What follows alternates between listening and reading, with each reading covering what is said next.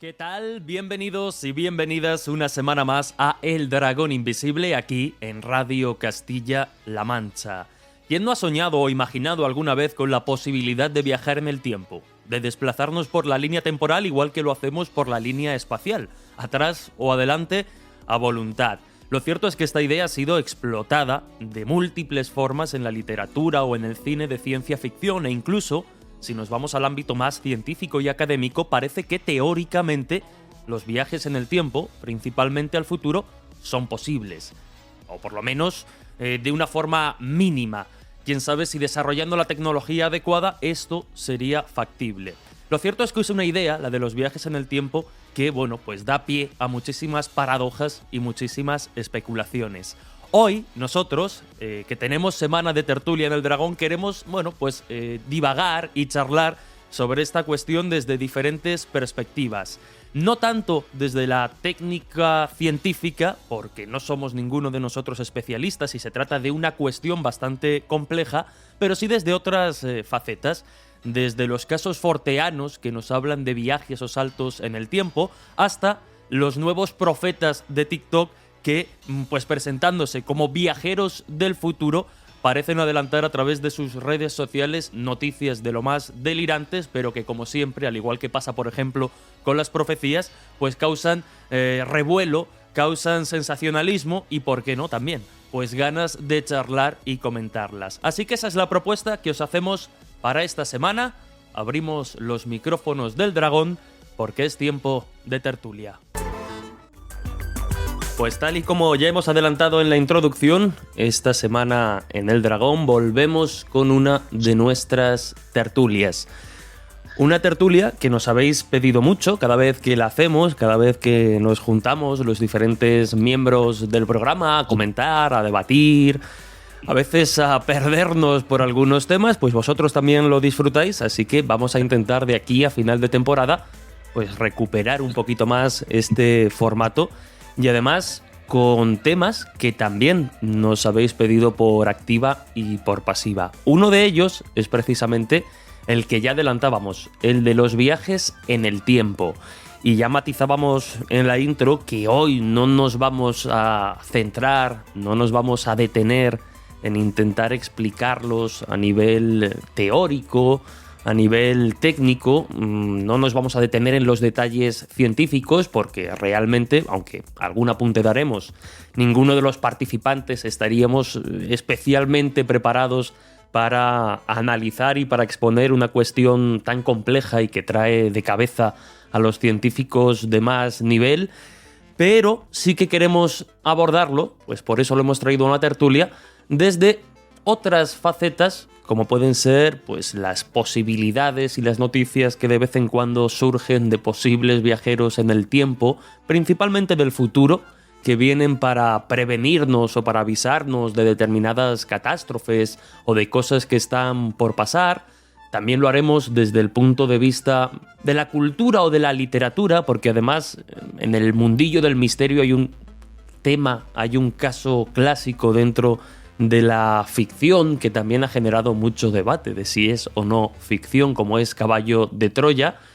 Y lo vamos a hacer también desde el punto de vista más forteano, podríamos decirlo así, desde testimonios, historias y casos de personas que, si no afirman haber realizado un gran viaje en el tiempo, sí que parece producirse en algunas ocasiones saltos en el tiempo, experiencias de tiempo perdido, que nos vinculan también a temas como la ufología u otras cuestiones.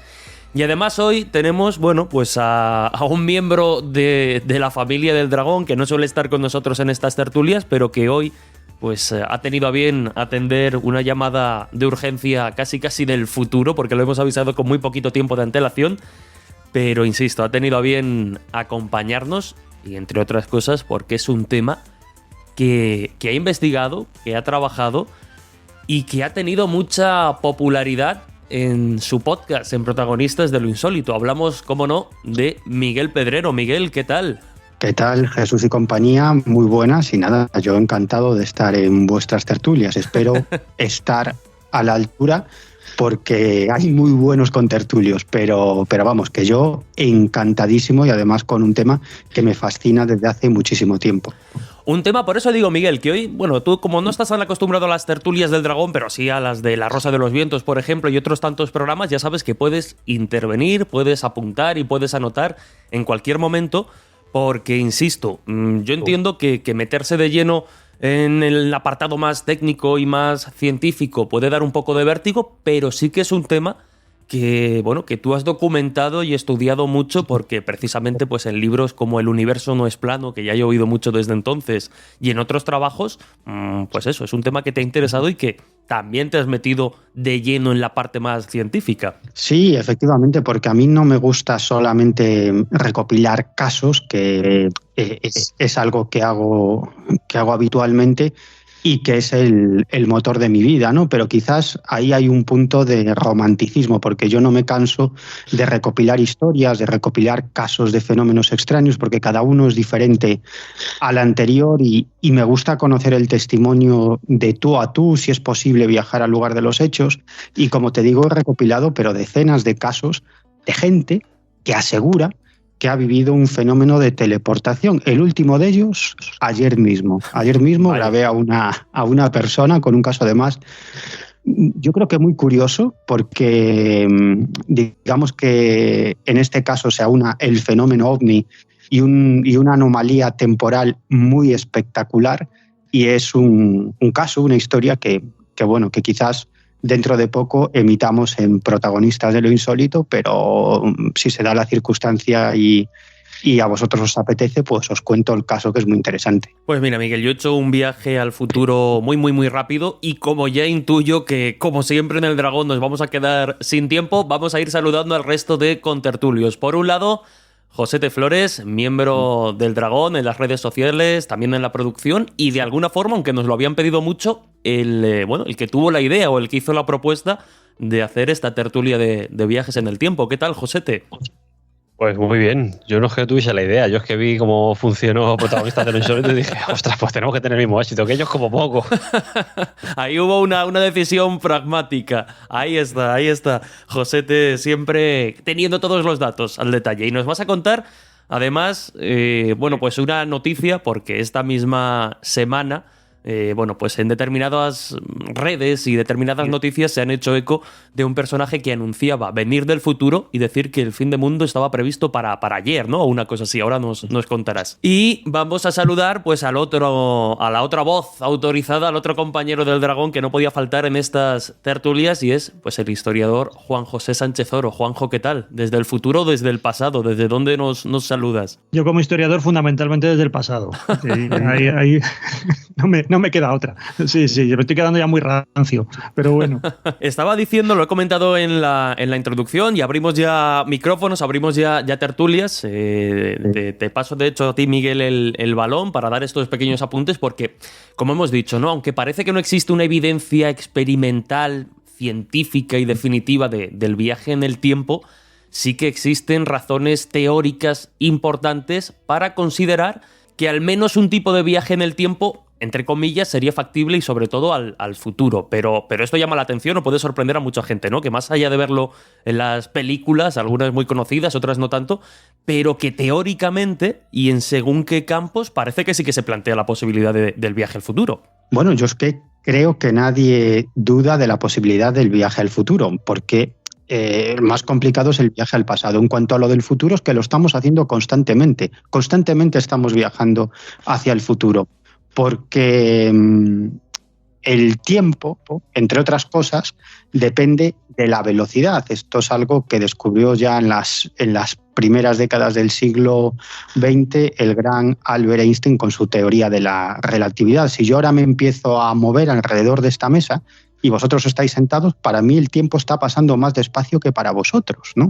Esto se ha comprobado además experimentalmente con relojes atómicos, y efectivamente se demostró que Einstein tenía razón. Claro que para mí el tiempo pasa más despacio con respecto a vosotros en una fracción infinitesimal, ¿no? Pero si yo, en vez de moverme a 2 o 3 kilómetros por hora, que me puedo mover alrededor de la mesa, pudiera moverme a la velocidad de la luz, a 300.000 kilómetros por segundo, pues aproximadamente cada 7 minutos vuestros serían 1 minuto para mí. Es decir, que yo habría viajado 6 minutos al futuro. Es decir, que el viaje al futuro existe, ¿no? Imaginemos que ahora mismo un grupo de astronautas salen y empiezan a dar vueltas alrededor de la Tierra y tenemos la tecnología suficiente para acelerar esa nave hasta la velocidad de la luz, hasta prácticamente 300.000 kilómetros por segundo.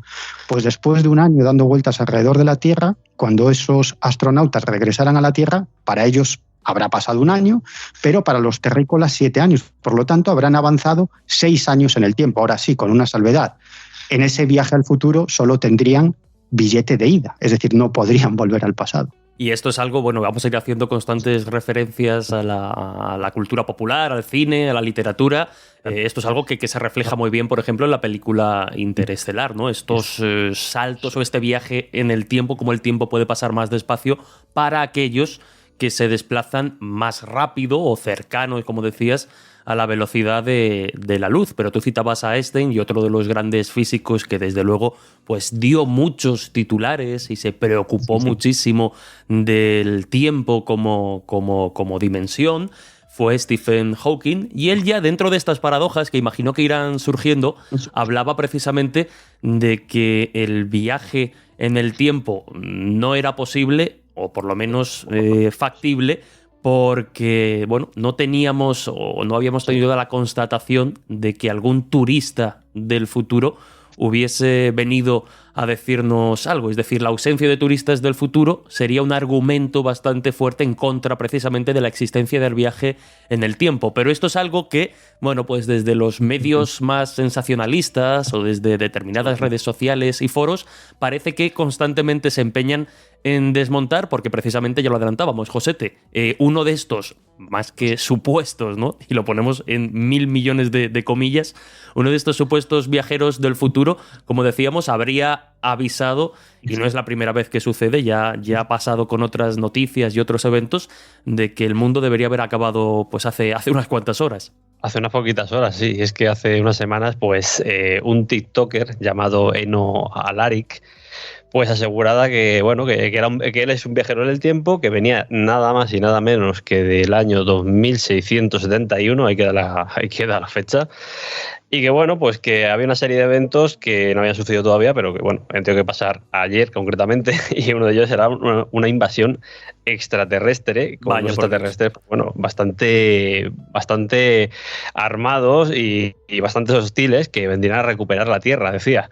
Y entonces, bueno, sobre esto, pues quedarían unas 8.000 personas que se llevarían otros extraterrestres para salvar la civilización humana y bueno, pues supuestamente tenemos que estar ahora mismo pues ardiendo en llamas casi todo. A lo mejor es que nosotros nos hemos salvado y somos de los que se han salvado.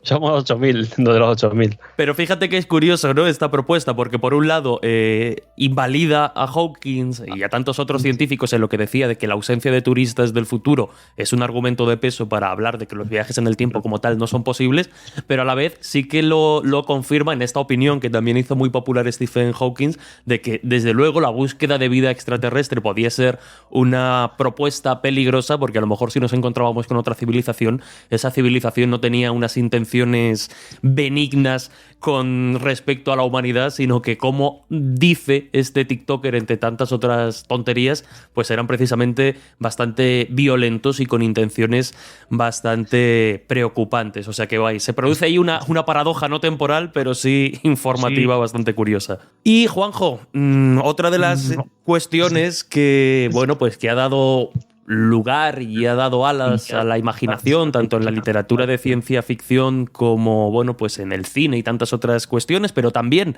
en el apartado más científico, si se quiere, es precisamente la herramienta básica y necesaria para viajar en el tiempo, que sería una máquina del tiempo. Sí, bueno, ahí está claro el que un poco arranca con toda esta idea, que es H.G. Wells y su famosa novela de La máquina del tiempo, aunque luego habría que ver también si no está disputada por un español que también en esas fechas sacó una novela similar también de... El Anacronópete o algo así, ¿no?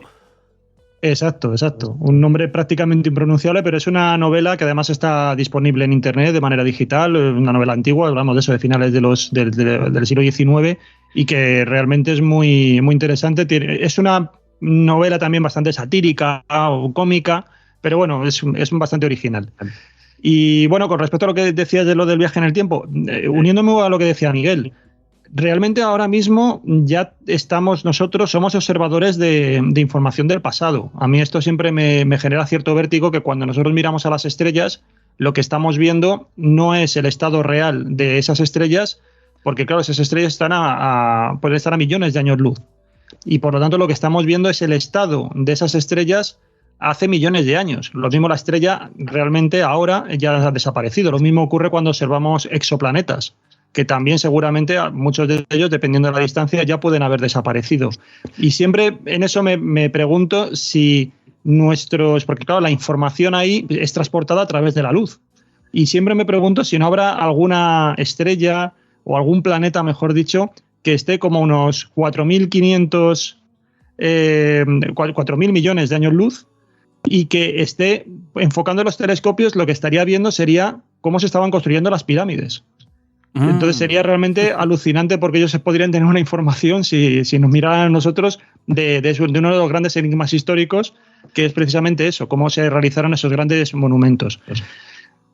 Pero claro, esto no es exactamente viajar en el tiempo, aunque sí, porque por viajar en el tiempo yo creo que entendemos otras cosas. Entendemos que es que de alguna manera podamos movernos por la línea del tiempo, que podamos dar saltos en esa línea del tiempo, y que podamos también regresar a nuestro tiempo original. Porque con lo que comentaba muy bien Miguel era esa circunstancia en la cual se produce un cambio en el tiempo, un cambio en el reloj, digamos, individual, o en el reloj biológico de una persona. Y eso además se ha comprobado con el caso de un cosmonauta, con un cosmonauta ruso, que era Sergei Audeyev, que estuvo 748 días al bordo de la Mir, y acumulando varias misiones. Estuvo viajando, como decía Miguel, 27.359 kilómetros por hora, y entonces consiguió que su tiempo, el tiempo del espacio frente al tiempo de los terrícolas, hubiera una diferencia de 0,02 segundos, es decir, es 20 milisegundos más joven, o se ha desplazado al futuro 20 milisegundos. Es el único caso comprobado donde existiría el récord actual de viaje a través del tiempo, ¿no? Pero lo que decimos no es propiamente un sistema que permita moverte por esta línea temporal, ¿no? Vale.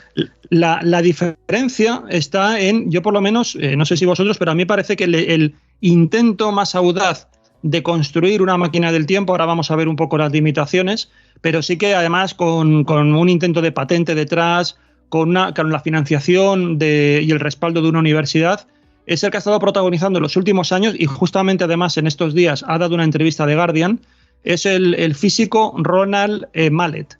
Este hombre lleva ya un montón de años y prácticamente como marcado desde su infancia, con el afán de construir una máquina del tiempo, porque cuando él vivía en Pensilvania, cuando él tenía 10 años de edad, murió su padre además muy joven, el padre tenía 33 años, de un ataque al corazón. Y siempre se le quedó un poco la duda de que él, si hubiera sido más mayor o si hubiera sido capaz de prever esa situación, pues podría haber actuado de alguna manera para salvar a su padre, porque sabemos que muchos de estos ataques al corazón pues no conllevan necesariamente el fallecimiento. Entonces él ya eso le marcó de mucha manera, incluso sufrió un trauma personal tan grave que se empezó a refugiar en la literatura de ficción.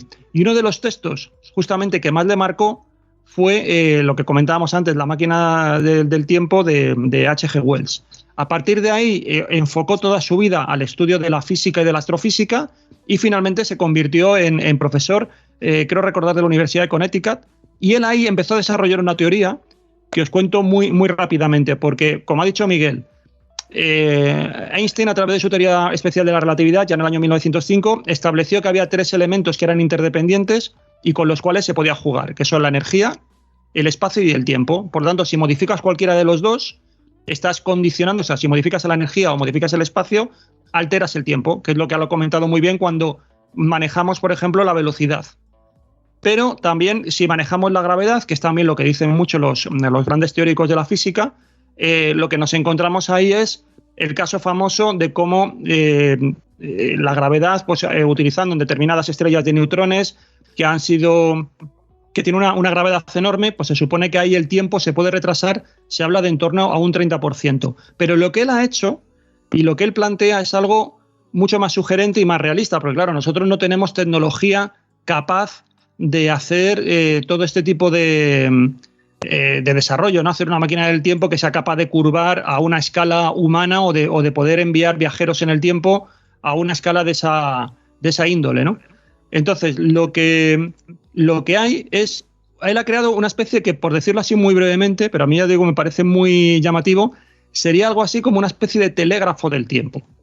Es decir, él plantea, y además lo tiene muy estudiado, plantea la posibilidad de que a través de los haces de luz, a través de un sistema de espejos que además van generando como unos haces de luz lanzados con un rayo láser, se van reflejando, van rebotando entre los diferentes espejos y esos espejos están colocados como si fuera una especie como de espiral, esos rebotes, hasta el punto que su idea es como ralentizar la velocidad que es una constante, la velocidad de la luz, y de esa forma crear una especie de vórtice espaciotemporal que permitiría transmitir, lo que trata es de cómo transmitir partículas, información de partículas, es decir, información de fotones que se estén desplazando en el espacio como si fueran zigzag. Entonces, su idea es, por lo tanto, que podamos ralentizar esas partículas subatómicas y conseguir que de esa forma utilizarlos como el elemento de transmisión, igual que se utiliza, por ejemplo, la electricidad con un telégrafo. Su idea es que si luego se pudieran enviar ese tipo de partículas subatómicas y transformando, como digo, el tiempo, cambiándolas de posición, porque, por ejemplo, las partículas tienen diferentes estados, ¿no? Lo que se denomina, por ejemplo, el spin, y entonces se pueden tener esos dos estados distintos. Es una manera también de información como binaria, que es la misma que se utiliza en la informática. Es cuando se utilizan ceros y unos en informática, tú estás transmitiendo información. Pues las partículas podían ser soporte de información, cambiando, como digo, este estado, y de esa manera tú podrías transmitir información en el tiempo. El problema que tiene esto, o una de las limitaciones que tiene esto, es que solamente se podría crear podrías comunicarte con crononautas, con gente, con nuestros antepasados o con la gente del futuro, a partir de que ambos extremos de esa línea temporal tuvieran esa máquina, obviamente. Entonces, se podría, digamos, si se fabricara este año, en 2023, pues, y funcionara, podríamos tener mensajes de gente del futuro, pero naturalmente hasta el 2023 nada más. No podríamos ir atrás en el tiempo, por lo tanto, él le queda siempre un poco esa situación un poco pendiente emocional de que, claro, ya nunca va a volver a ir al tiempo donde estaba su padre y poder tratar de avisarle de alguna manera de que iba a sufrir un paro cardíaco, ¿no? Pero sería un logro evidentemente excepcional, que nosotros, en el momento en el que se crea en el momento en que se crea la máquina, ya pudiéramos directamente empezar a recibir información del futuro, ¿no? Porque se supone que ya alguien tendría también esa máquina y funcionaría como esta especie de telégrafo temporal. Esto me recuerda, y no sé si me haré fuera de ti esto, Juanjo, pero tal y como lo planteabas, un poco como telégrafo hacia el futuro, llevándolo un poco a la inversa, y ya que empezábamos hablando de que nos respondías desde el pasado, me recuerda un poco pues a ese fake, ¿no? A ese gran tema también dentro del mundo de las anomalías, que era el cronovisor, que era también una especie no de máquina del tiempo al uso, tal y como la concebimos, pero que nos permitía echar un vistazo a las imágenes del pasado. Insisto, salvando las distancias, ¿no?, entre la propuesta más científica y más técnica que nos has comentado y este tema del cronovisor, que desde luego daría para un análisis profundo en el programa. Pero antes de hacer una pausa, bueno, no sé si queréis comentar algo, Miguel, Josete.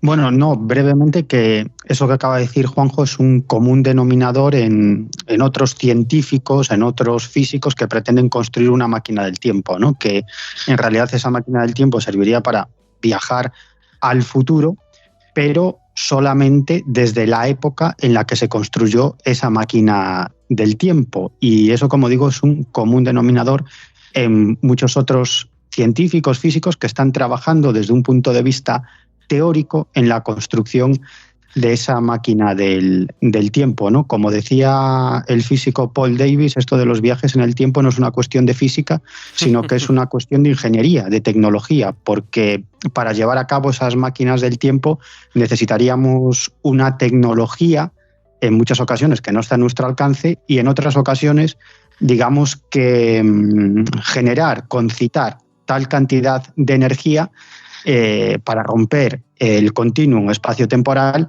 que eso hoy en día es propio de la ciencia ficción. No tenemos la tecnología suficiente para concitar tal cantidad de energía, ¿no? Pero quizás, quién sabe, dentro de 100, 150, 200 años, quizás podamos disponer de esa tecnología y podamos viajar en el tiempo, al menos hacia el futuro. Pues vámonos hacia el pasado, porque hablando precisamente de máquinas en el tiempo, Josete, quizá dentro del mundo del misterio, del mundo de las anomalías, la trama más popular, que también ha generado mucha polémica entre si hay parte de realidad, si es fruto de la ficción, es lo que ya adelantábamos, ¿no?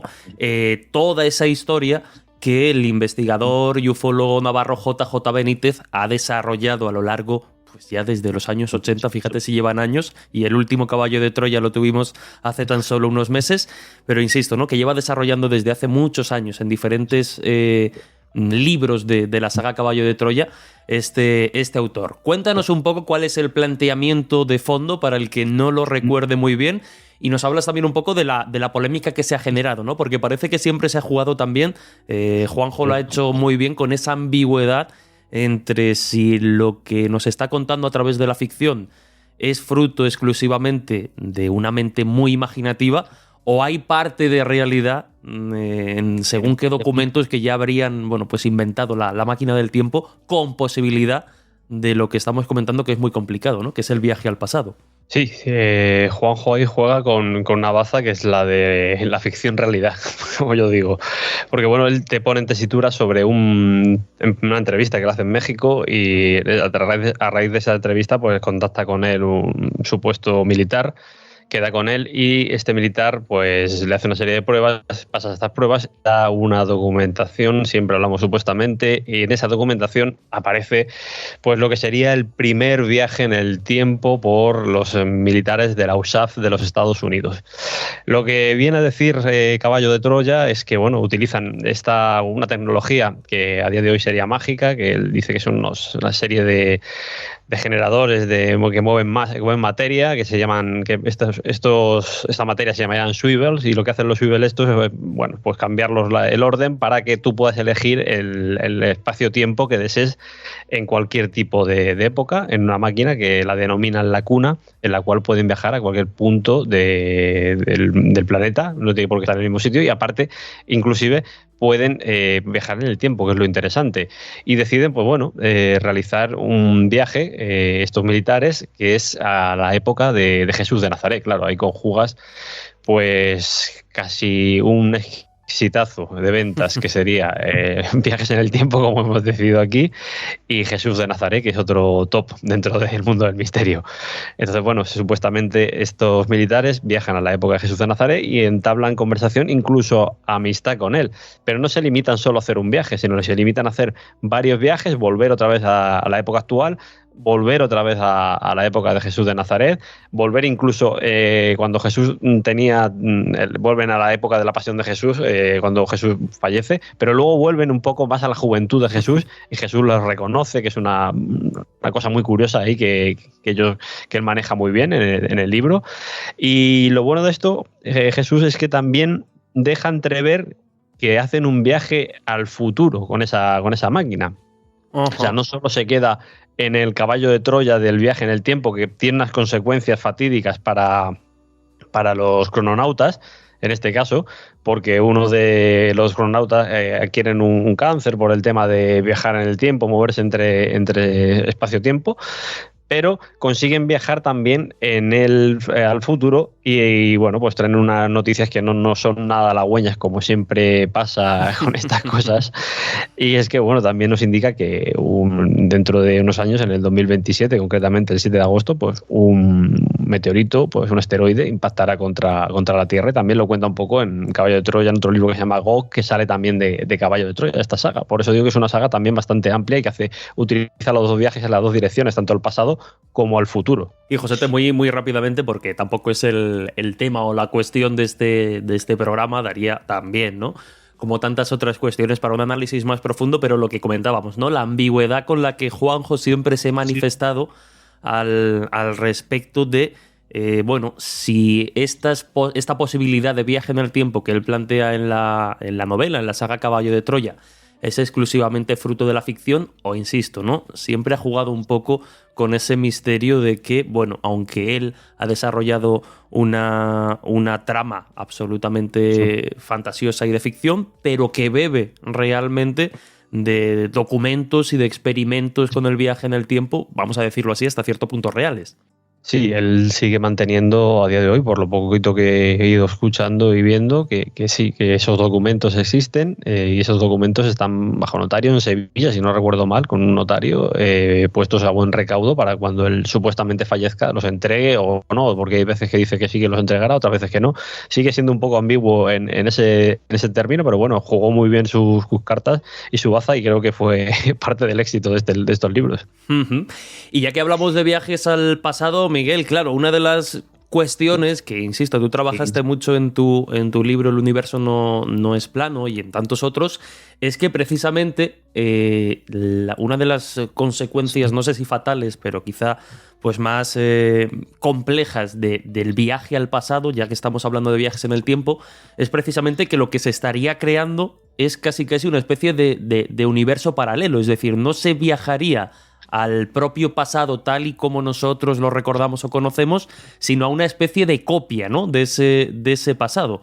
Claro, viajaríamos en todo caso a un pasado posible, ¿no? En el fondo también sería lo mismo que el viaje al futuro, viajaríamos a un futuro posible, ¿no? Bueno, esto se enmarca dentro de una teoría dentro de la física teórica que defiende la existencia de infinitas posibilidades, tanto para el presente como para el pasado. Es decir, que no viajaríamos al pasado o al futuro, sino que viajaríamos o tomaríamos una determinada línea del tiempo de las múltiples, prácticamente infinitas o sin prácticamente infinitas posibilidades que habría. Por lo tanto, moverse hacia el pasado o moverse hacia el futuro, en el fondo sería, como digo, moverse hacia un futuro posible o hacia un pasado posible, que siempre sería, digamos, o tendría una conexión con nuestro presente, tanto ese pasado hipotético como ese futuro hipotético, es decir, habría una línea de conexión, pero esa línea de conexión podría ser, digamos, más cercana o más lejana, ¿no? Es decir, ahí nos moveríamos en el campo de las posibilidades. Por lo tanto, como tú muy bien acabas de apuntar, más que un viaje en el tiempo, pues hablaríamos quizás de un viaje entre universos paralelos. Abrimos ya el melón del multiverso. Si os parece, llegados a este punto, hacemos una breve pausa y continuamos enseguida. Y además te quiero preguntar, Miguel, precisamente por esa historia que recogiste ayer, que nos adelantes un poquito y que hablemos precisamente de esos testimonios más extraños de personas que afirman pues haber sido protagonistas de auténticos saltos en el tiempo. Pero lo hacemos aquí en apenas unos minutos en El Dragón Invisible. Continuamos enseguida. En Radio Castilla-La Mancha, El Dragón Invisible, con Jesús Ortega. Continuamos en El Dragón Invisible, semana de tertulia y con un invitado muy muy especial, también parte de esta familia del Dragón, como es el periodista y escritor Miguel Pedrero, director adjunto de la revista Año Cero y director y presentador junto a Carlos Fernández de ese podcast hermano que es Protagonistas de lo Insólito. Y precisamente al hilo de ese podcast y uno de sus episodios más populares, no más populares, sino el más popular, que fue uno dedicado a viajeros en el tiempo, pues nos adelantaba Miguel que precisamente hace un día, apenas unas horas, estuvo entrevistando a una de estas personas pues que afirma haber sido protagonista, nunca mejor dicho, de uno de estos saltos temporales. Y pasamos ya precisamente de esas elucubraciones más teóricas dentro del campo de la ciencia y la literatura que hemos estado abordando en la primera parte, también acompañados de José T. Flores y Juanjo Sánchez Oro, a el aspecto más forteano quizá de los viajes en el tiempo, que son aquellos testimonios, y los hay muchos, pues eso, de personas que en un momento dado, mientras iban pues conduciendo o estaban subiendo al piso de otra persona, de repente parecen haberse desplazado a otra época o haber dado un salto en el tiempo de horas hacia el futuro. Y como digo, Miguel, casos de estos, bueno, tú te has encontrado y has recogido, no sé si cientos, pero desde luego decenas. Sí, muchos casos. Quizás he recopilado más casos de teleportaciones, saltos instantáneos en el espacio, que de viajes en el tiempo, pero de esos también he recopilado unos cuantos. Y como se explicaba, bueno, hace prácticamente unas horas entrevistaba a una persona que me contaba una historia muy interesante, porque fijaros qué curioso, ¿no? En los casos de encuentros cercanos con ovnis, cuando al testigo le faltan horas, o a los testigos les faltan horas, los ufólogos suelen pensar que eso es porque los han abducido, es decir, que los tripulantes del ovni los han introducido a esas personas dentro de ese objeto volador, han hecho con ellos algún tipo de experimento y luego los han vuelto a dejar en el mismo sitio y de algún modo han provocado un cambio en su cerebro o han manipulado su cerebro para que no recuerden lo que ha pasado durante ese tiempo, ¿no? Son bastante habituales los casos de encuentros cercanos en los cuales la persona te dice, bueno, pero si el avistamiento duró como mucho 5 minutos, ¿no? Y poco antes habíamos mirado el reloj y eran las 11 de la noche, ¿no? ¿Y cómo es posible que cuando esto pasa miramos el reloj y es la 1 de la madrugada, ¿no? Cuando esto solamente duró 5 minutos? ¿Dónde está el resto del tiempo? Bueno, esto es bastante habitual y, como digo, los ufólogos tienden a pensar que, bueno, los han secuestrado. Pero fíjate, en el caso que estuve recopilando ayer, es muy curioso porque esto es al revés. Es decir, los testigos, digamos que no perdieron tiempo, sino que lo ganaron. Es muy curioso, ¿no? Y esto sucede en Costa Rica hace ya unos cuantos años, en el año 1986. La persona con la que hablé, una mujer, en esa época formaba parte de un coro y estaba con un grupo de amigos pues en una reunión, en un evento en el que, bueno, diferentes coros pues daban cuenta de sus capacidades vocales, ¿no? Y el caso es que ellos actuaron, regresaron al hostal en el que estaban alojados y eran las 8:30 de la noche, ¿no? Y entonces, bueno, alguien en el hotel les dijo, oye, pero no os podéis ir a dormir sin ir a conocer una discoteca, ¿no? Que estaba como a unos 15 minutos, ¿no? En automóvil, por una carretera muy mala, con un precipicio de 200 metros de caída, una carretera muy estrecha, pero aún así eran todos jóvenes y decidieron ir a esa discoteca, ¿no? Y dijeron, bueno, pues nos tomamos algo, estamos allí media hora o una hora y ya nos volvemos, porque al día siguiente tenían que estar de pie a las 8 de la mañana para volver a actuar, ¿no? Bueno, total, que van a la discoteca y lo que suele pasar, ¿no? Sí me dijeron que en ningún momento tomaron nada de alcohol porque, claro, al día siguiente tenían que estar bien física y psíquicamente, ¿no? Con lo cual se tomaron un refresco cada uno, básicamente, pero que estuvieron bailando bastante rato y no tenían ganas de volver al hostal, ¿no? Total, que dieron las 11, las 12, la 1, las 2, las 3 y alguien dijo, oye, nos tenemos que ir a dormir porque si no mañana, ¿qué vamos a hacer, no? Y efectivamente decidieron irse. Habían quedado, y esto es muy curioso, en irse a las 12 de la noche como muy tarde, ¿no? Bueno, el caso es que montan en ese automóvil y de regreso al hotel, como digo, por ese camino tan peligroso de noche, ¿no?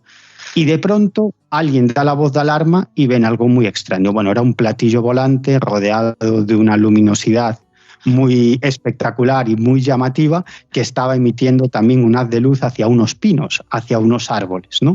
Y estuvieron contemplando eso durante aproximadamente 5 minutos. Una de las personas quiso abrir la ventanilla, pero el resto no le dejaron. Y bueno, el objeto permaneció estático en el cielo, no se movió en ningún momento, lo tenían aproximadamente a 20 metros de distancia, es decir, que lo podían ver perfectamente y estaba claro que eso fuese lo que fuese, quería ser visto, porque era prácticamente un platillo volante rodeado de todo tipo de luces y colores muy espectaculares. Y bueno, no le echaron más cuenta y regresaron al hotel, ¿no? Y en cuanto entraron en la habitación, alguien miró un reloj y dijo: oye, esto no es posible, fijaros qué hora es. Eran las 12 de la noche.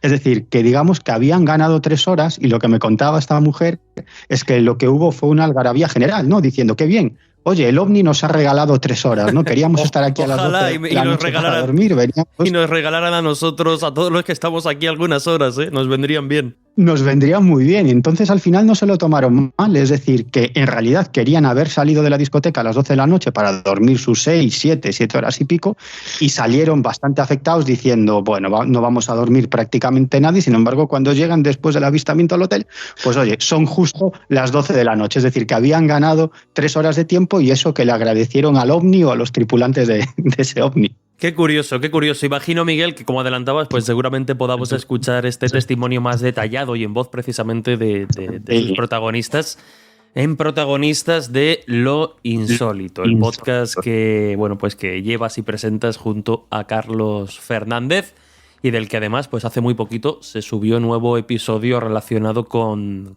la Ouija. Y ahora vamos con la pregunta de perogrullo cuando hablamos de viajes en el tiempo. Pero bueno, ya que estamos en tiempo de tertulia aquí en El Dragón, pues oye, no quería dejar de plantearla. Vamos contigo, Josete, para empezar. ¿A dónde viajarías tú si tuvieses esa máquina del tiempo un poquito más al detalle que hemos comentado al inicio? ¿Al futuro, al pasado? Al pasado reciente, para hacer lo que en Regreso al Futuro, coger ese almanaque de deportivo y hacerme rico. O hacer una lista, como hemos dicho, de los temas más populares y conseguir descargas en los podcasts. Eso es. Juanjo Sánchez Oro, ¿a dónde? Bueno, tú ya nos adelantabas al inicio que al pasado, obviamente, con tu visión de, bueno, a lo mejor nos sorprendes, ¿no? Pero con tu perspectiva de historiador, pero es una pregunta difícil. ¿A dónde irías? ¿O a cuándo, mejor dicho? Bueno, a ver, iría. Primero, a lo mejor, si pudiera repetir, tuviera ahí 3 deseos para viajar en el tiempo. Yo uno lo haría para irme al futuro y ver si se ha inventado ya lo de la inmortalidad. Entonces, ya una vez que ya soy inmortal, ya me quedo más tranquilo. Y entonces ya me dedico a viajar en el presente, en el pasado y en el futuro. Y hombre, si por ir a un lugar del pasado, hay varios. He comentado antes lo de las pirámides, que claro, sería realmente bastante interesante, ilustrativo saber cómo se hicieron después de tanta polémica y tanto debate. Y te encuentras a los extraterrestres allí poniendo piedra. Fíjate. Oye, sería todo un descubrimiento. Eso sí que sería, eso sí que no lo vería venir.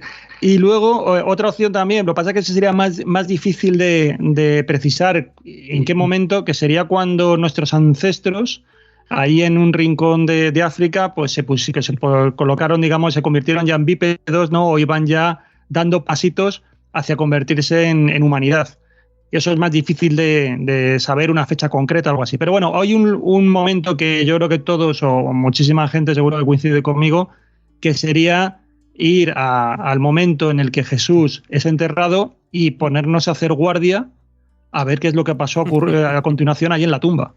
Porque todo lo que es la vida de Jesús es importante, pero fundamentalmente el hecho trascendental que cambia y es una auténtica bisagra en la historia es la resurrección, la supuesta resurrección o no, porque es lo que realmente, a través de luego lo que hace Pablo, transforma el mensaje de Cristo, transforma la figura de Cristo, y es ahí cuando realmente surge el cristianismo, podríamos decir, y se aleja del judaísmo. Entonces, saber si realmente hubo resurrección, si lo que hubo fue el robo del cuerpo, si realmente se le enterró en un sepulcro o en una fosa común, o un montón de teorías que se han dicho, de hipótesis, yo me pondré ahí a hacer guardia y esperaría acontecimientos a ver si aparecen las Marías ahí o no aparecen y qué es lo que pasó a continuación. Y Miguel Pedrero, como miembro ilustre hoy de la tertulia del Dragón, ¿a dónde o a cuándo, mejor dicho, insisto? Bueno, pues a muchos lugares, a muchas épocas, pero fíjate, a mí lo que sí me gustaría, porque claro, ya sabéis que he recopilado muchos casos de encuentros cercanos con ovnis, ¿no? Entonces, unos cuantos de esos casos me gustaría estar ahí.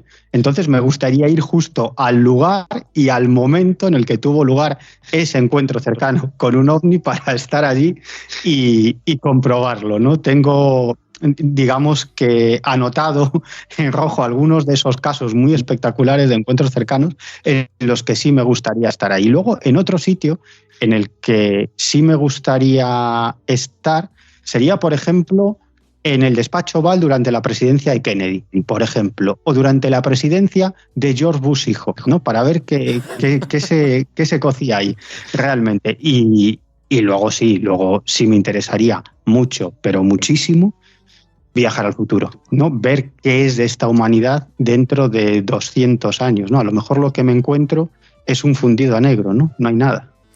Podría ser. Qué desolador.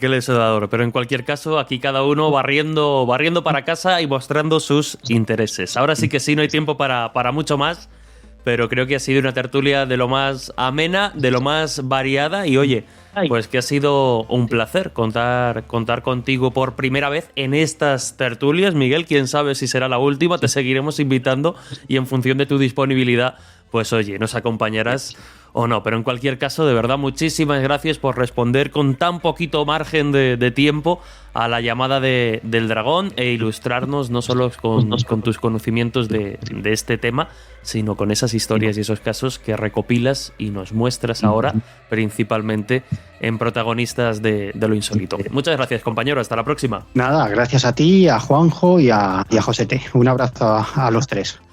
Josete Flores, compañero, gracias como siempre. Nos escuchamos en la próxima tertulia o en los próximos programas que, bueno, sé que tienes ahí algunas historias en las que estás trabajando y a ver si de aquí a final de temporada podemos tener alguna sorpresa. Muchísimas gracias. Nada, a ti como siempre. Y Juanjo Sánchez Oro, lo dicho, un placer compartir siempre tiempo de radio. Aquí no hace falta saltos en el tiempo porque siempre se disfrutan. Y gracias por ilustrarnos. Un abrazo, compañero. Un abrazo muy grande para todos. Y nosotros, ahora sí que sí, nos despedimos.